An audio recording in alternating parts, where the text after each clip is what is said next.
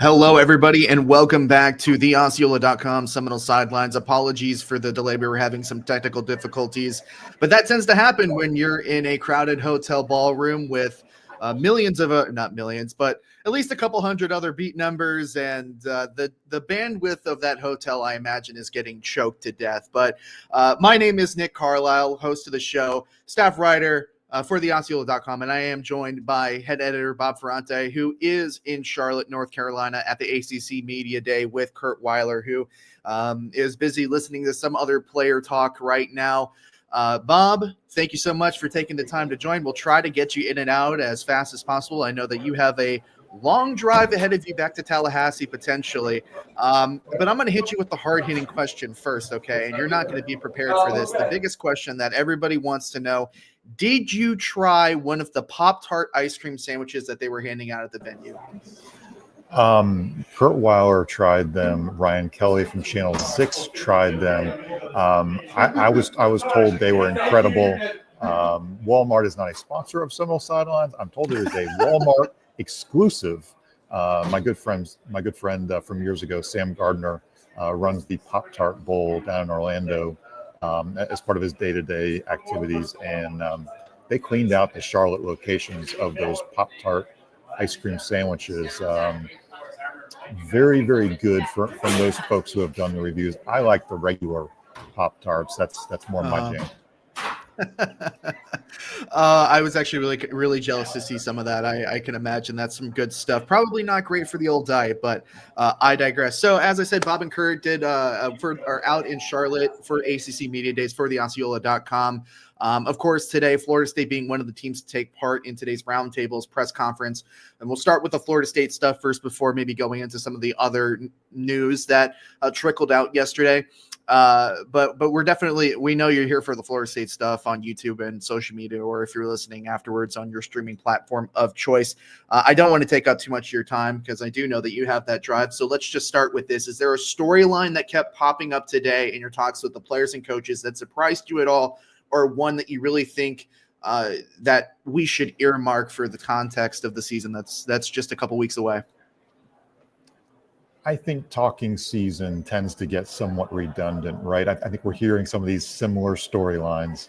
I thought the best one, of course, was Tommy Castellanos, who no doubt is going to field the wildfire questions about his comments from On3 from a couple weeks back, where he said, Alabama doesn't have Nick Saban. I think he said something effective. I don't think they can stop me or something like that. Honestly, literally, he didn't use the words Alabama or Nick Saban in his responses and his questions about those comments, but he didn't back down. I mean, his confidence, his charisma, he's a very cool, confident cat. I think you watch these videos, you will get that kind of feel of his interviews. It kind of feels like the way he's running around a football field, eluding pressure from defensive linemen. So I thought that was really cool that he's not backing down. And Mike Norvell's response was kind of predictable. He didn't critique Tommy. He likes that Tommy has put in the work. He likes that Tommy has put in the work through this offseason, and that through the work it gives Tommy the confidence. And Mike Norvell saying that's Tommy. Tommy's not going to back down from how he feels, who he is. It's really a lot of how he's wired. I think that does dovetail, Nick, into the broad storyline to me of this 2025 team is, does this team have the leadership, the accountability? And maybe, we're looking at this Tommy thing as potentially, oh my goodness, he sparked a wildfire in the offseason. But we could also look at it as he's lit a fire under the Seminoles, a team that really needed that spark, needed that confidence, needed everything like that last year, never really had it. But now through an off season, they've got that. And then, again, Mike Norvell would say that's through the work, that's through the day to day. Folks will say that's boring, but that is the off season that nobody really sees. That is the early morning strength and conditioning workouts. That is the 7-on-7 stuff out on the practice field. That again, we don't see as media, as fans of the sport. But I think that's part of football, and that's kind of been, I think, the two major storylines, today, Wednesday, with Florida State here at ACC kickoff. Yeah, absolutely. Death, taxes, and chirping SEC programs. That seems to be the modus operandi for some of these conference media days, because Big Ten schools are taking shots. Brett Lashley's taking shots. It seems like you have to chirp an SEC program or even the conference itself at least once in your time in Charlotte or wherever you may be for your own conference's media days. But that is something that I think was notable this morning, Bob, is that we've heard what Tommy Castellanos had to say. He's doubled down on it. Now he's tripled down on it. He said to local media this morning, we stand on what I said. I said what I said. We stand on it. I didn't mean any disrespect.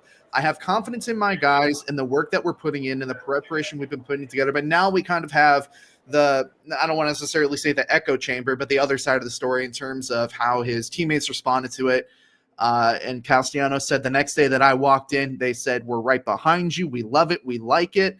I think it's good to, obviously if you're going to be a teammate, you're going to back your boy, but to have that reaction to something that, I don't know, I feel like maybe fans and maybe media members were kind of like, maybe you should quiet down a little bit to see that the confidence and I guess the intent of what Castellanos wanted to see that hit home. You have to feel a little bit positively about the confidence that this team is projecting. Wouldn't you agree?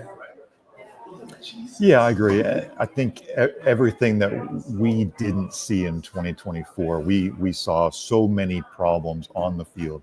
I think you also have to look at the problems off the field. And it's not like they were, I'm not talking about arrests. I'm talking about just lacking in confidence. The other story I'm really curious about in the big picture here is Florida State hasn't played host to an SEC team in the regular season beyond Florida since like the early 90s, since LSU.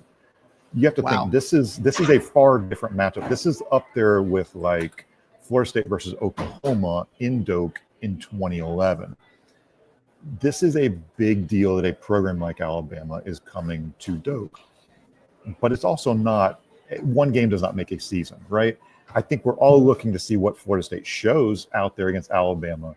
New quarterback, new players everywhere, new coordinators, all that. But then how much does that confidence, that work ethic continue throughout the year beyond the FCS opponent, beyond the Kent State, into the ACC schedule? I think if you can maintain the work ethic and maintain the confidence and the, hey, we're going to grind it out mindset, I think the mindset of this team is to me what I'm going to be watching day to day, week to week, just as much as the Saturday, what they show out there on the football field is how do they carry themselves? What did they learn from 2-10? How did they push? And yeah, I see Spartan Knoll saying first time Bama has visited Doak. I think it goes back to FSU hosted LSU around 90 or 91. That's the last time a non-Florida SEC school has been in Doak. Again, we've seen some big games, Notre Dame. We've seen some big games with Miami and Florida. But again, this is kind of a different animal. So it just has that pent-up oxygen. And then you lend the Castellanos comments. And of course, we're going to have a wildfire like we've seen these last couple of weeks, right? Yeah. And I think work ethic is something that you bring up. I don't think in the years that you and I have been covering this team, we've ever really questioned the work ethic. Maybe so early on when Norvell was really trying to instill that culture change. But work ethic and the drive to compete and work was kind of the blood of that 2022, 2023. And you would have thought the 2024 team but it was the leadership and the confidence that seemed to just kind of fall off a cliff out of nowhere last season. And, you and I have been working together for close to 6 years now. We've been through a lot of Mike Norvell press conferences over the year surrounding Florida State football. The presser that Mike Norvell gave today in talking about confidence and leadership and the energy that he was giving off with not only the local media earlier this morning, but later with the broader media on stage. I don't know that I've seen Mike Norvell that fired up since the infamous 0-4 speech that he gave in 2021 that kind of turned the program around. And maybe that's an omen for a potential turnaround this season. What did you make of Norvell's energy today? Were you expecting him to come out being as rah-rah as he was? And do you think this was more about sending a message to everybody else, the fans, his own team? Where do you think that energy was coming from? I don't think Mike Norvell will admit this, but I do think it's calculated. I think he knows when the ACC network cameras, the national camera is going to be there. And I say this very respectfully. I think he can go into the Sunday preacher mode when he needs to, and when he needs to speak to the congregation. I think he did that today. More so, Jerry Cutts has said this in past years, that Coach Bowden would speak to the media, knowing that the media was the vehicle to the fans.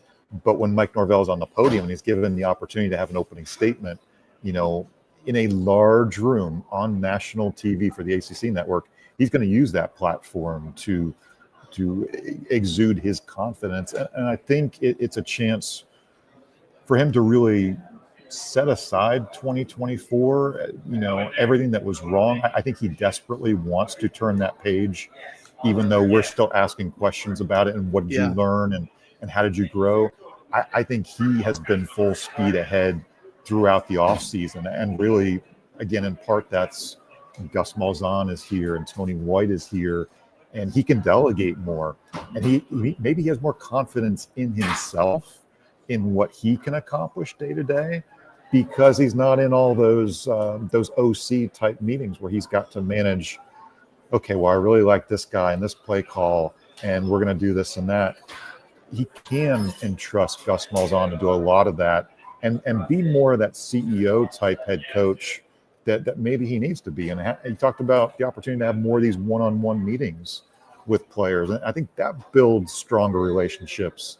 You think a head coach has all the time in the world, but then when you think about everything that he's got to do and that he had before, as far as being a coordinator and recruiting and the booster, the meetings and the speeches and the extra stuff that we don't see, pulled in so many different ways, right? I mean, we don't see it, we don't know it, but I'm sure his day-to-day calendar would just stun so many people at how jam-packed it is, really. Yeah. Just want to go through some of the important quotes from today, and there were quite a few of them, even though it is coach speak, it is talking season. The one that stuck out to me the most, and I think this is the quote that's going to stick out to a lot of people, was when Ira asked about any potential changes to team building or team bonding. And Norvell said, ironically, probably a year ago, we did a lot more forced team building. And I think the very key word there is forced. And he said there was a reason for that. And this year, I don't think we had to do it as much, but we still had opportunities to be able to have connections with our guys for them to enjoy the process, who they are with, and who they're getting to do it with. And he later went on to say, I don't want a team full of sidekicks. I want guys that are willing to grasp it, to hold it, to push it, to step for it, and to go be it. And that's what's needed. And that's what I believe I'm seeing within this football team. It certainly wasn't expecting, Bob, for him to come out and basically allude to and validate what we saw in practice and on the football field of our own eyes, is that the team last year lacked a little bit of leadership. I didn't expect him to come out and basically validate that, not necessarily say it verbatim, obviously, but kind of hint that maybe the leadership aspect wasn't where it needed to be last season. What did you make of his comments about forced leadership and how seemingly, in his words, and obviously we may come into the season and say, well, this team still has a bit of a leadership problem, but at least initially that's something that they've worked on. What did you make of the forced leadership comment, or forced team building? Excuse me. Yeah, I think a lot of people are going to take this as a shot at certain guys in prominent positions in 2024, including DJ Uyonglele, right? I didn't take this as a shot necessarily at DJU because I think they knew what his personality was coming in. The Florida State staff knew this was not an outgoing, gregarious, charismatic guy. But then you juxtapose it with what Tommy Castellanos clearly is. He is clearly very confident and outgoing and wants to share who he is. Tommy has said often that he wants to be Jameis Winston-like and how he practices, how he's that fun-loving guy but can be business-like. So I think this was it definitely was a shot at last year's team. Again, not just DJU, but it felt like, again, he knew the edge was lacking. We've been talking about edge since Orlando back in February. He brought up edge briefly today. He's discussed that lack of edge. I don't know how much he used the word accountability. I use leadership and accountability together because I think they're very much related. I think this was kind of some of the comments that this fan base needed to hear, as I think fans have to emotionally turn the page from 24 to 25. The players have done it. The coaches have done it because they're in the middle of the day-to-day.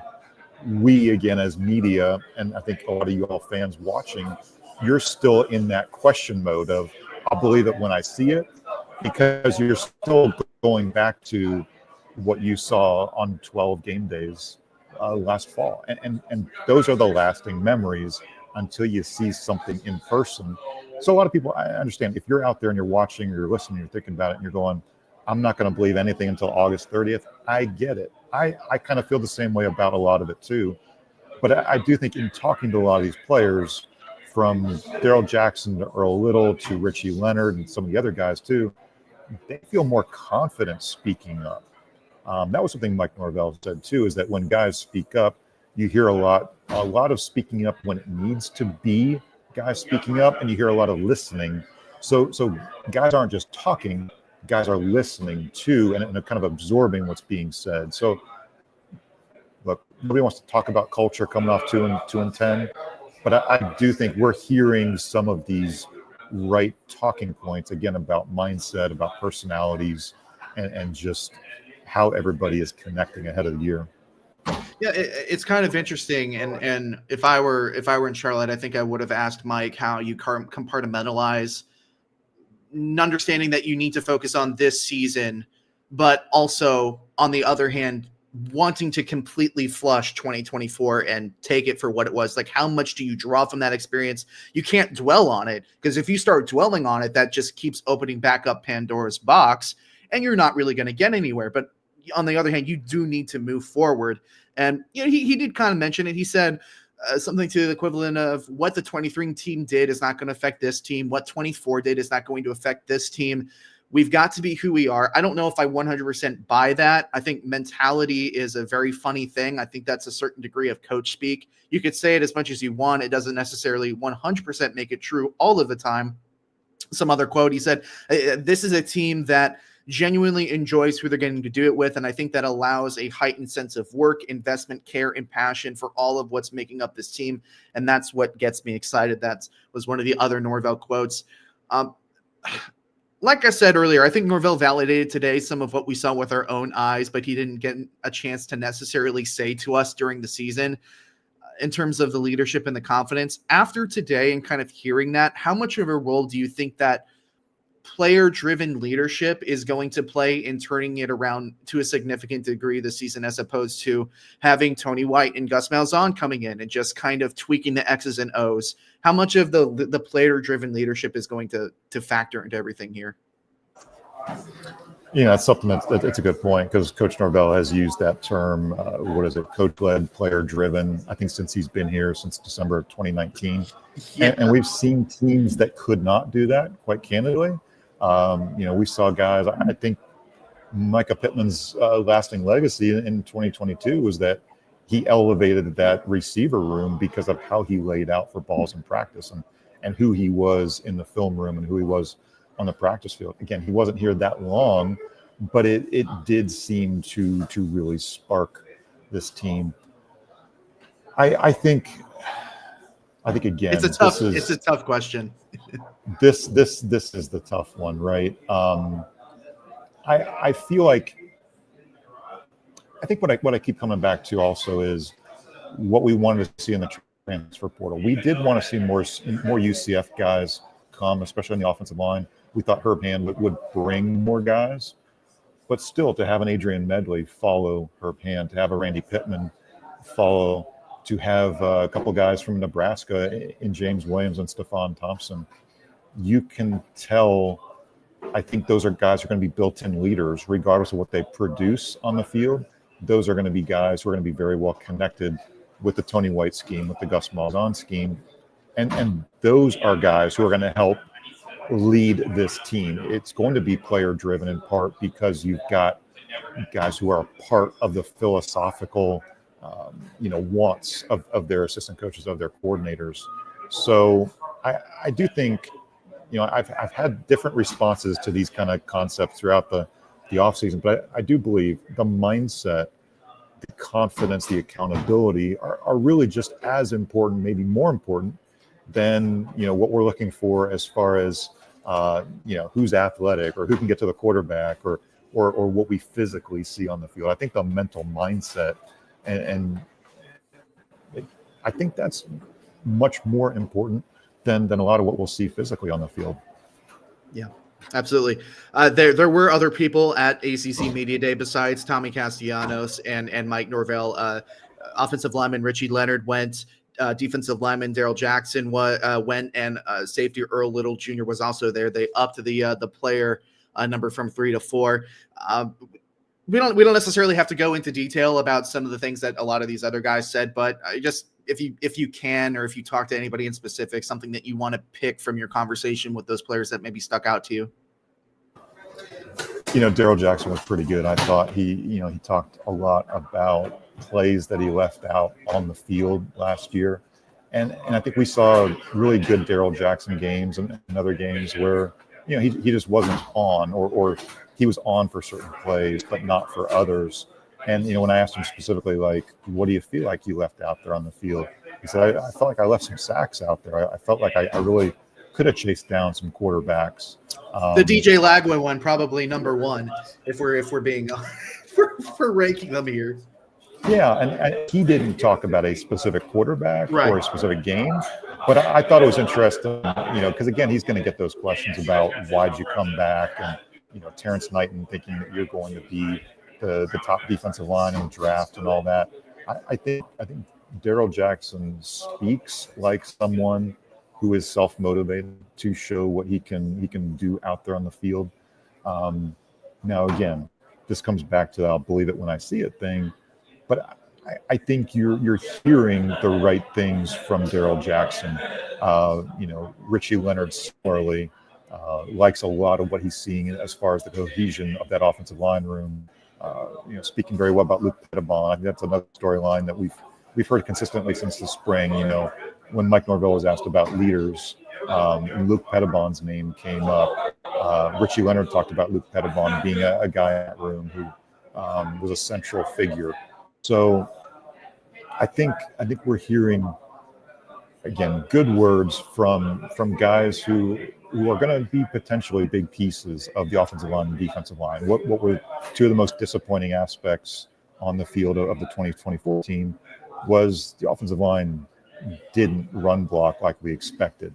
We expect this one could be a very good run blocking line. We expected the defensive line last year to be aggressive and attacking and disruptive. We think this could be a much better group in 2025 in a lot of ways, because Daryl Jackson is motivated, is back in the middle of this defense. And if he weren't, sure, there'd be somebody else there, and it could be Jason Jenkins in a couple of weeks when he comes back from his injury. But you feel better when you have a Daryl Jackson, and you feel better too, potentially when you get Jason Jenkins back. And Mike Norvell saying, probably one of the newsier things that he said today was that he feels good about Jenkins' rehab, and that's a guy who could be back by the middle of camp. So, give or take August 15th is kind of, without putting a number on it in Mike Norvell's world, that's kind of what we're looking forward to as far as Jenkins' return to the practice field. Yeah, behind the scenes, Jenkins, he had a pretty serious lower body injury earlier in the spring, and that kept him out for the entirety of spring. And behind the scenes, he has been working his tail off to get back much sooner than expected. I think the previous timeline was, I forget who that fourth or fifth game of the season is. I think it might have been the Miami game. That's roughly where they thought that he might be, but he has blown past the internal deadline, and he is going to be back sooner rather than later. Now, being back and being 100% are two different things. Looking to be practicing in the middle of fall camp around that August 15th window, as you say. That was one of the important things. And I think that is important for their interior defensive line depth. And you talk about Daryl Jackson. Daryl Jackson, he wasn't coming out of the portal, but he is definitely a addition to this defense. He would have been better than any portal defensive tackle that Florida State could have gotten. So Terrence Lane's ability to get him back into the fold, in my opinion, was one of the major wins of that fall kind of transfer period. And that was certainly a good start for Terrence Lane and his tenure as defensive line coach. I think another name you mentioned is Deontay McCray, or not that you have mentioned, but one that you should mention. And he's actually put on a lot of weight that he had lost previously.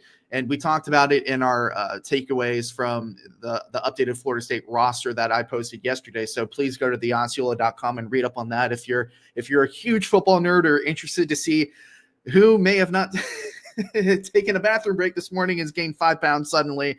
Some of it is a little bit more involved and certainly more newsworthy than that. And Deontay McCray's weight gain is certainly a little bit more newsworthy because that, at least to us, shows that he's moving back inside, and he's going to be playing on the inside of the defensive line as opposing to stretching him outside. I'm coming back here to Daryl Jackson.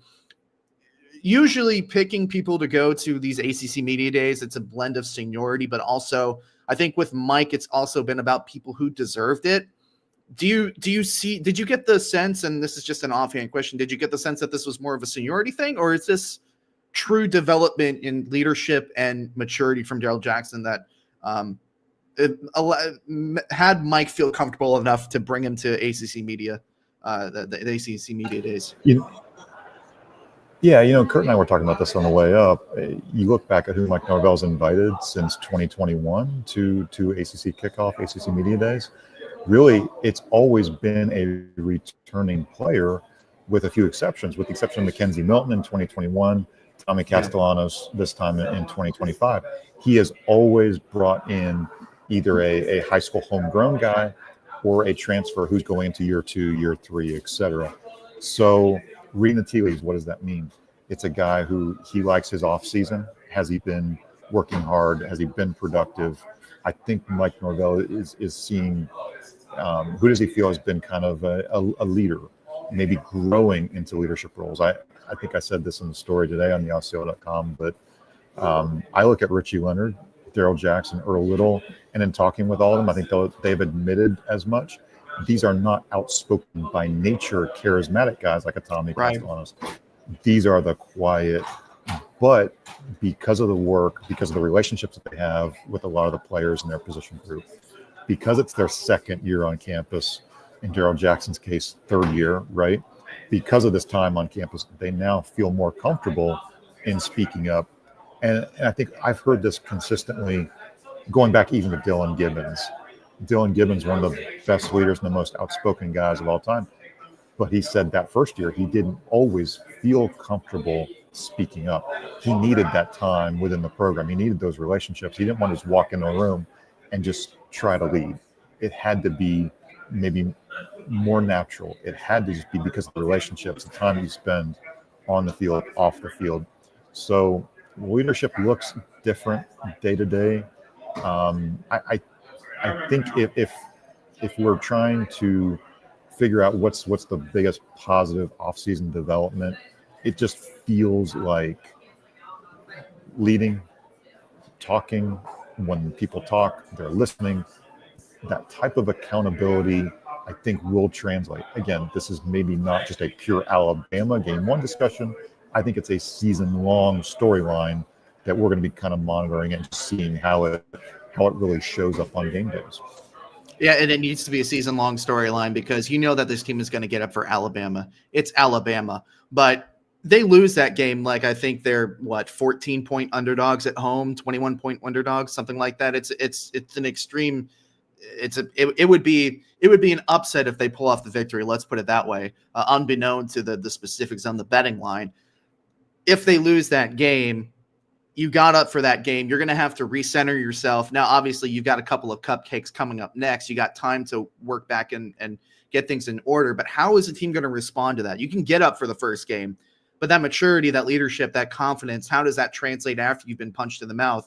That's something that this team really struggled with last season, getting punched in the mouth and then checking out, for lack of a better term, for that game, that season.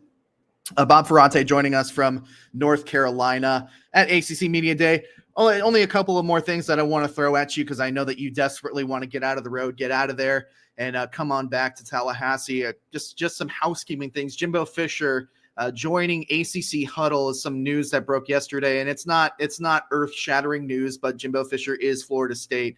A valuable and important part of Florida State football history. Your thoughts on him joining the ACC Huddle, replacing in layman's terms EJ Manuel, who of course he recruited and coached during his time at Florida State. Yeah, I think we had always discussed, hey, Jimbo, if he doesn't get back into coaching, it would be a wonderful analyst for somebody because his football he can certainly mind, talk. He can certainly talk. And now a lot of people have said he needs to slow it down just a little bit because Jimbo's speed is like warp speed. He needs to pull it down to football 101 speed. But we've seen it through the years. Jimbo's made appearances on game day. He's made appearances on those national championship kind of coaches clicker type alternate programming shows that ESPN's done through the years. And Jimbo in real time or reflecting on games from the past is an incredible resource. And I talked to a couple of executives with the ACC network yesterday for another story I had planned. But when the news broke, I was able to say, okay, how did this come together? So really, you can check out the story on theosio.com, but the short version is Jimbo's agent reached out in the spring and said, hey, Jimbo's interested in getting into the TV side of things. And I think it took some time to get the ink dry on the deal. But really, there was immediate interest as far as getting Jimbo into the mix. And you're going to see him on those ACC Huddle shows on campus sites on Fridays, on Saturdays. And another point that a friend mentioned is if this is a transition year for Jimbo, what better opportunity for him to go out and pick the brains of coaches around the ACC to gather information. And then where does he decide he wants to be coaching in 2026? What opportunities might show up for him down the road. But it's a good opportunity for Jimbo. I think it's a good opportunity for Mark Richt. He's going to be in the Bristol studio moving forward week to week. EJ Manuel will do a lot more work for ESPN. So a lot of Florida State names and faces will be out there talking about various ACC programs this fall. And a final point, I think one of the bigger news points to come out of yesterday and what ACC Commissioner Jim Phillips had to say, among other things, was now that programs are required to give an injury report 2 days in advance. Obviously, that is something that they disallowed. I believe in 2017, they didn't require you to list an injury report anymore. In your opinion, what is the significance and maybe some of the rationale? Not so much the rationale, because I think they're following the lead of some other conferences here, but I guess the importance of requiring or re-requiring these programs to issue a public injury report 48 hours ahead of kickoff. I think there's a couple of things at play. I think it's sort of a mimicking what other conferences have done, what the NFL has done. When we say availability report, nobody's using the term injury report here in the ACC office, but it is what it sounds like, right? Yeah. Now, how do you circumvent it if you are a certain coach? Do certain NFL coaches now in the ACC decide that they might stretch the terms probable or game time decisions? How consistent are they in the reporting? There are fines. You can be fined if you don't say or announce things. I think it also does tie back into gambling. I do think, again, for a long, long time, athletic directors are aware that gambling is a part of the American lifestyle, whether you're watching college games, whether you're watching pro games. So does this potentially protect certain athletes? Maybe that does. Does it say, hey, Joe Johnson is definitely out on a Thursday for Saturday's game, and then bettors can decide they want to adjust the line from a Vegas standpoint, and then the bettors can say, well, I do or don't want to put my money one way or the other. This is interesting. I haven't really dug into what it looked like on the Big Ten end, what did it look like on the SEC end, but I think the ACC is following suit. I will say it was interesting when Frank Reich of Stanford was asked about it yesterday. This clearly was not unanimous. This was not consensus. Did the coaches want this? I don't think so. I don't think the coaches wanted this at all. I do think it's what's been pushed out there, either upon Jim Phillips, upon the ADs. Maybe it's kind of a risk management type of thing in terms of the big picture on sports gambling. But I'll be very curious to see how it unfolds. You won't see an availability report again for Florida State, Alabama. You won't see it for the non-conference games, right? So that really the first time you will see it is the Wednesday before that Friday night game at Virginia. So this is not a perfect solution. It's not every game. Who knows what will happen come bowl season when opt-outs are going to be prevalent for a lot of schools too. That rule I don't think will be in effect for bowl season unless the ACC decides to change it. So again, this is not perfect. This is not uniform across a full season, but it's perhaps a step in a direction that I think administrators were seeking as they look at the season ahead. Good stuff. Bob Ferrante, head editor for the Osceola.com, live from whatever hotel that may be in Charlotte, North Carolina, in a bar, in a lounge. Well, maybe not a bar. Maybe we shouldn't say that. We'll say lounge for PG viewers. Thank you so much for the time, Bob. I'm going to let you go to get on the road.